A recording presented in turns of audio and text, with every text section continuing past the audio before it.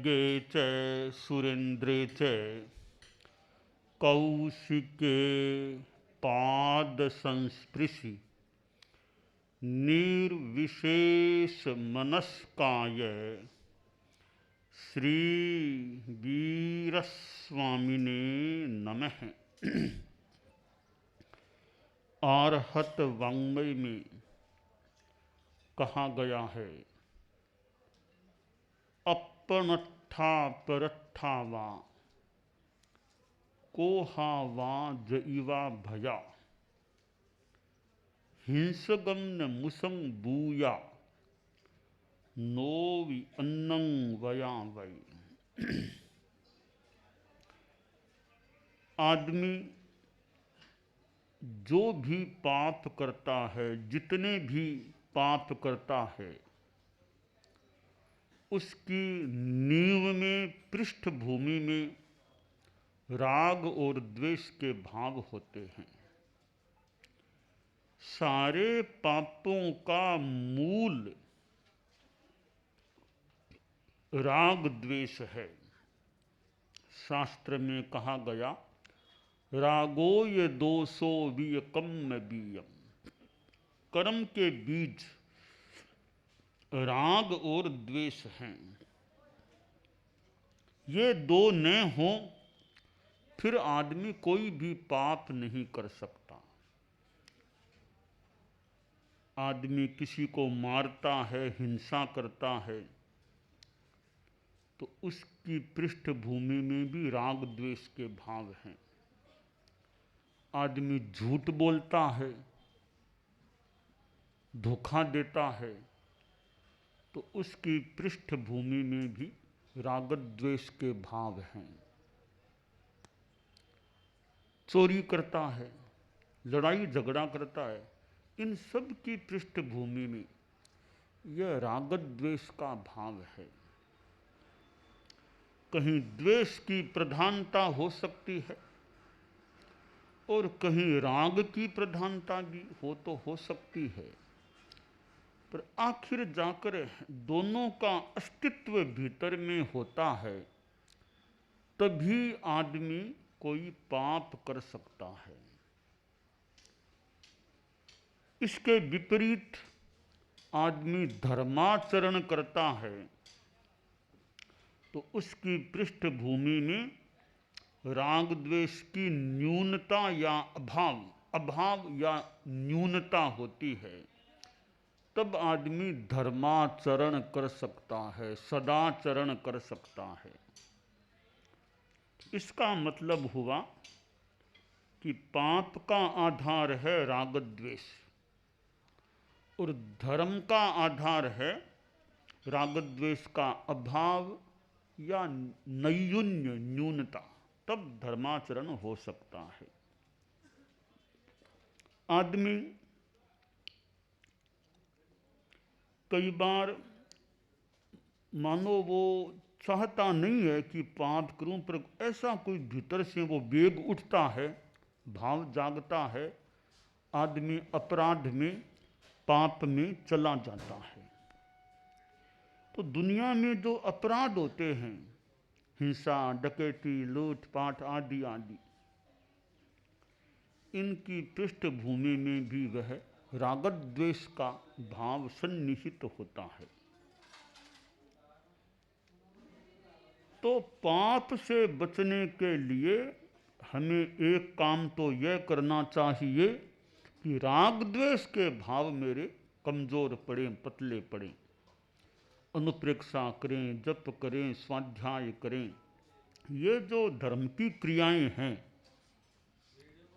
सत्संगति है, जप है, ध्यान है, स्वाध्याय है, ये हमारे उन राग द्वेष के भावों को कमजोर बनाने में, पतला करने में या नष्ट करने में सहायक बनते हैं। सामायिक की साधना करे, स्वाध्याय करे, यानी राग द्वेष भाव के विपरीत हम करते हैं। राग द्वेष के भाव को कृश प्रतनु बनने की स्थिति आ सकती है इन स्वाध्याय जप आदि के द्वारा। अब माला फेरते हैं तो आखिर माला क्यों फेरते हैं? माला फेरना कोई एक धर्रा ही नहीं है, इसके पीछे भी दर्शन है। माला जप अध्यात्म की भावना से करे तो राग द्वेष के भावों को कम होने का मौका मिलता है। ये धर्म के जितने अनुष्ठान हैं, साधुओं की उपासना है, प्रवचन श्रवण है, ये सब चीजें आखिर जाकर हमारे राग द्वेष को कमजोर बनाने में सहायक बनने वाली चीजें होती हैं।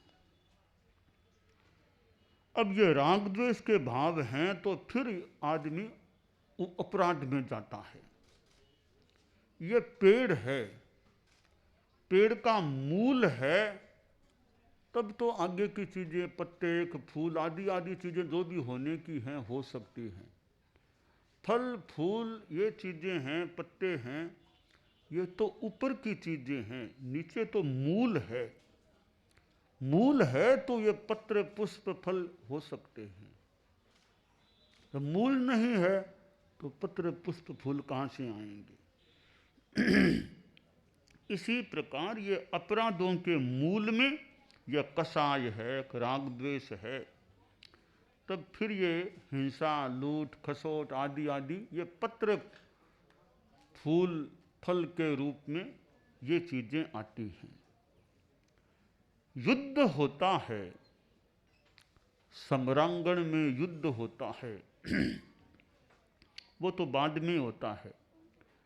पहले तो आदमी के दिमाग में युद्ध शुरू होता है, दिमाग से प्रारंभ होता है, फिर उसकी अगली निष्पत्ति परिणति वो सम्रांगण में होती है।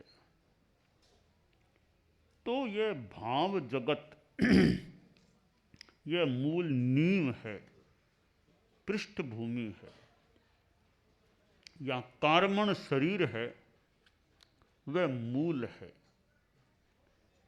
एक तो हमारा स्थूल शरीर है, औदारिक शरीर, ग्रोस बॉडी है, स्थूल शरीर है।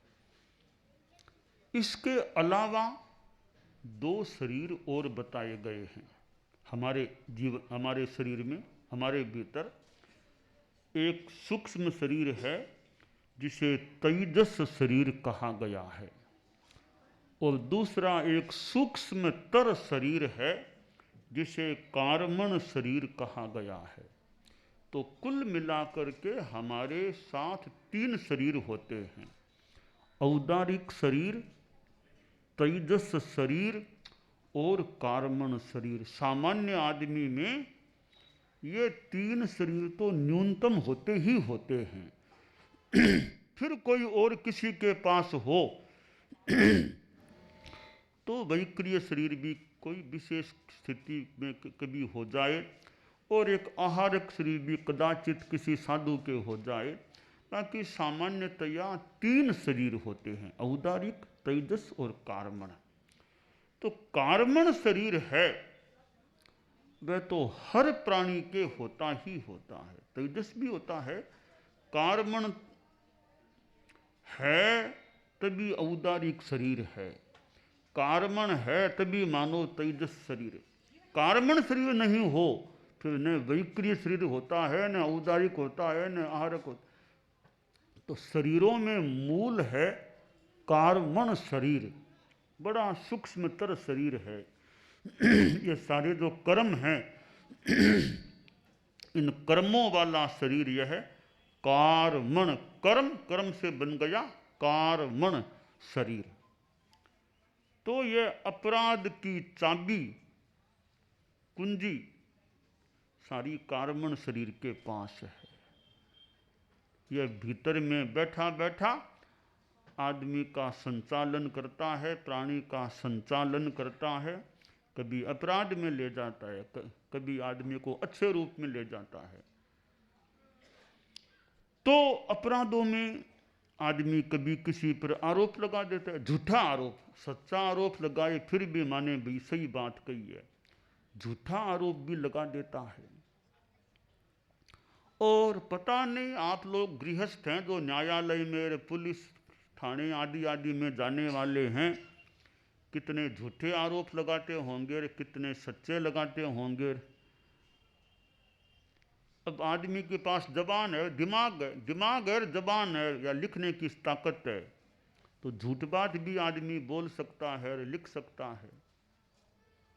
किसी ने थोड़ी सी गलती की हो, गलती को बड़ा चढ़ा करके ऐसा किया वैसा किया वैसा किया, अच्छा सा केस बन जाए, ऐसी भाषा आदमी बना दे। झूठा आरोप न्यायालय में एकदम सही कितने लोग बोलते होंगे रे, झूठ कितने बोलते होंगे। भले प्रतिज्ञा ले ले, जो बोलूँगा सो सही बोलूँगा, जो कहूँगा सो सही कहूँगा। अब सही कितना बोलने वाले सही बोलते होंगे, साथ में झूठ भी बोलने वाले बोल सकते हैं। तो अब तो न्यायाधीश का दिमाग कैसा, वो कैसे बात का निचोड़ निकाले कि कौन झूठ है कौन सही है। झूठ का झूठ, सही का सही, दूध का दूध, पानी का पानी, यह करने की क्षमता न्यायाधीश महोदय में होती है तो वो न्याय एकदम ठीक बैठ सकता है। वरना तो झूठी गवाही, झूठा केस, झूठी बातें, कोई अपराधी नहीं हो वो बेचारा कहीं पकड़ में आ जाए, बिना मतलब उसको कहीं दंड भोगना पड़ सकता है।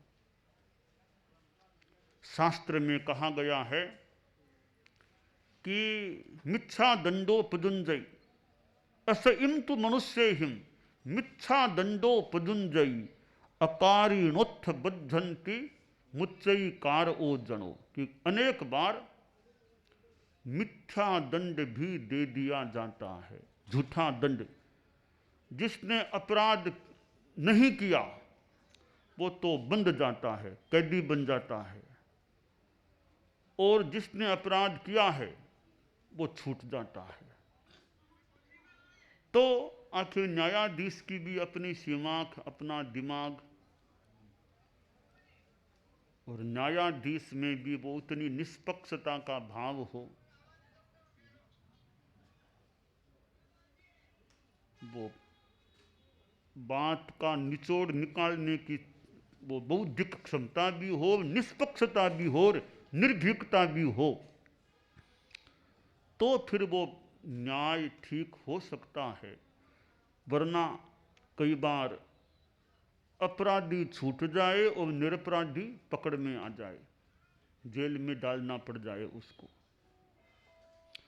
तो आदमी झूठा आरोप किसी पर न लगाए, यह जीवन में हमारा एक चिंतन रहना चाहिए कि झूठा आरोप तो नहीं लगाएंगे। हाँ, सही गलती है तो मान लो भी सही, इसने गलती की, एक मेरा ले लिया, मेरा ऐसा, सही बात तो फिर भी ठीक आदमी बोल दे, झूठा आरोप किसी पर नहीं लगाना चाहिए।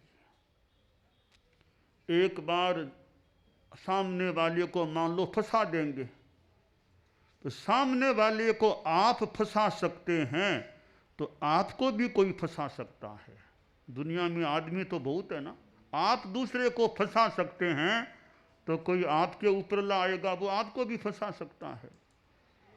इसलिए किसी को फंसाने का, किसी को विपत्ति में डालने का प्रयास हमें अपने जीवन में नहीं करना चाहिए, झूठा आरोप नहीं लगाना चाहिए।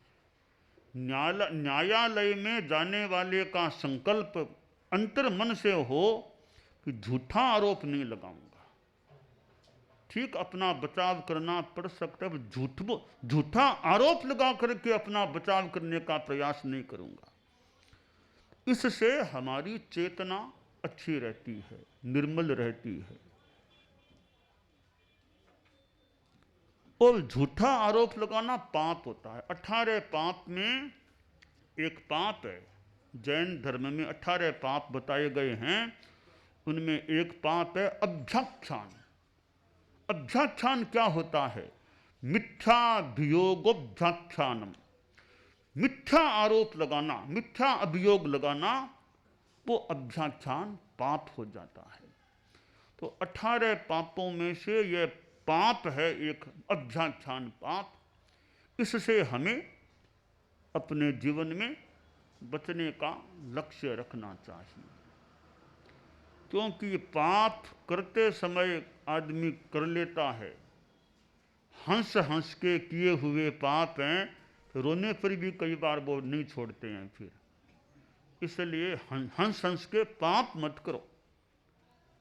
हंसी हंसी में, आमोद प्रमोद में पाप मत करो। किसी को दुखी देख करके खुशी मत मनाओ कि वो दुखी हो गया, विपत्ति में आ गया, पड़ गया, मैंने ऐसा केस किया, उसको जेल में भेज दिया गया, ऐसा मैंने केस बनाया कि उसको जेल में जाना पड़ गया। इसकी खुशी हो रही है कि देखो मेरा ऐसा दिमाग था, ऐसा मैंने किया, उसको मैंने जेल में भिजवा दिया। अब खुशियां मनाते हैं, उसको जेल में भिजवा दिया। भाई खुशियां मत, किसी को दुखी बनाकर, दुखी बनाओ ही मत। दुखी कोई बन भी जाए तो फिर खुशियां मत मनाओ किसी को दुखी बना करके।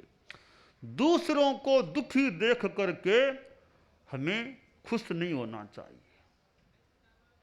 दूसरों को दुखी देख करके हमें खुश नहीं होना चाहिए, सुखी नहीं होना चाहिए। दूसरों को सुखी देख करके, दूसरों को खुश देख करके हमें दुखी नहीं होना चाहिए। तो यह मानव जीवन है, इसको अच्छे तरीके से जिए, क्योंकि मानव जीवन अभी तो मिला हुआ है, अब बाद में किसको कब मिलेगा क्या कहा जाए। अभी तो मिला हुआ है, तो मिला हुआ है बहुत लंबा काल, यानी 100 वर्ष मान लो, 125 कितने वर्ष आएंगे, वर्तमान में कोई बहुत लंबा भी नहीं है। एक समय था लाखों लाखों कितने वर्षों का और भी ज़्यादा समय का जीवन काल हो जाता। आज तो उस तुलना में आयुष्य कम हो गया है। तो 100 सवा 100 भी, 100 पार भी लोग कम होते हैं, 100 के पार जाने वाले भी कम होते हैं। कोई कोई भले हो जाए। हमारे एक साध्वी जी 100 पार की हो गई है।